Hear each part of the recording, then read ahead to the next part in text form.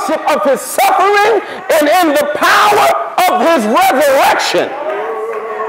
But yet I am concerned that there is not a real thirst for a seeking of God like there used to be in previous generations. I can remember as a child and growing up in the church that hundreds of people would gather together just to seek God. There was no need for a special psalmist. There was no need for a special speaker. There was no need for a special building. In fact, there was hardly any air conditioners in the facilities that we used to gather. Riding in the intense heat of the day, people would gather for miles around and lay down their face to God and pray and lay prostrate. There was a time that we didn't have to spend all our pastor's time in counseling. Oh, I wish I could talk to somebody here today. Because the old folks used to tell you they didn't have time for the counseling, but they would teach you how to pray. Now we got people wanting to make appointments for counseling, but that's the problem. When you came to the old saints with a problem, they would put you on the altar. But today, folks, when you come to them with a problem with their itchy ears, they love to hear what's going on in your house. Instead of praying for your house, we want to spread what's going on. I wish I had some time to talk to you today. They put you on the altar. They put you on the altar and they would tell you to start calling Jesus. And they would stand over top of you and pray for you. And when you act like you got tired, they say, no, call him again. And they look down at you and say, call on him again. Keep calling him. And there was no time for teaching in noonday prayer. There was no time for, if you came to prayer, you came to tarry. If you came to tarry, you were going to tarry until you got through. Oh, I don't hear nobody here. If you would, the only time they would teach you was during the service night, where they would teach you to call on God until you got a breakthrough. But today we seem to call our friends, and we seem to call our other people, we seem to call our co-workers, and we seem to share with them. This is a day of sharing. Can we share? No, bring your burdens to the Lord.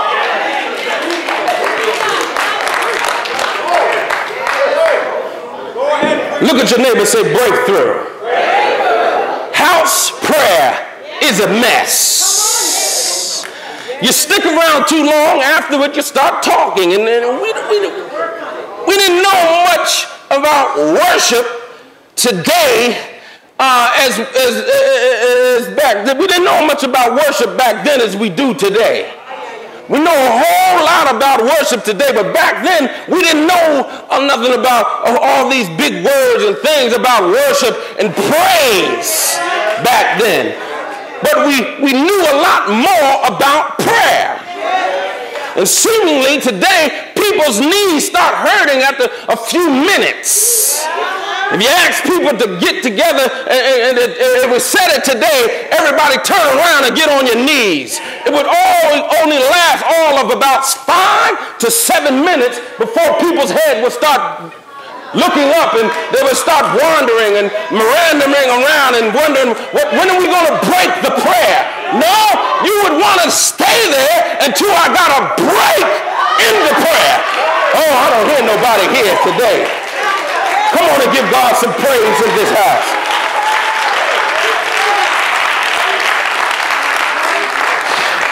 I think the problem is that because we have lost our ability to seek God, instead of seeking God, we have sought the company of others. But the sad thing about the company of one another is that there's no fulfillment in the presence of people. You know, you could be around people and still be lonely.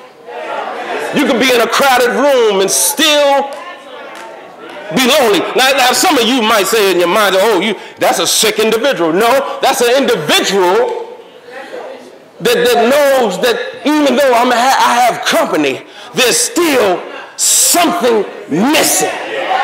There's something missing. And I know, I've seen all my siblings this weekend, but sometimes you need something else because something may be missing. I could talk to you, but there's some things that I got to talk to God about that God can reveal to me. Oh, my. Psalm 16 and 11, David said that thou wilt show me the path of life, and in thy presence is fullness of joy, and at thy right hand there are pleasures evermore. Oh, yes. We may laugh and we may have a good time, but after that laughter and after that good time, there's some time, we're in a great state of recession today. And we can laugh and giggle and have a good time, but when you go back home, those bills are still there. That deficit in your bank account is still there. That problem that you left is still there. I wish I had some time in here today. There's a level of fulfillment that you will never get in the company of people. You will only get it when you are left alone with God. We need to understand that we need to get alone with God. We need to get into our secret closet with God. Not with our secret pal, but with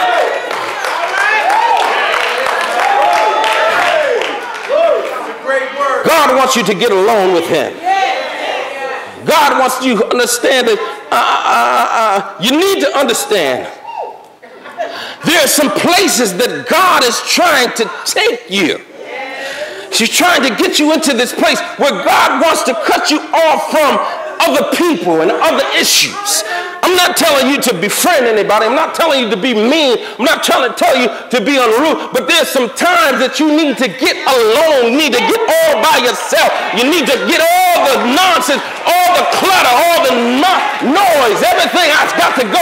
I got to get some quiet time with God. I got to hear the voice of God. I got to seek his face. If my people who are called by my name shall humble themselves.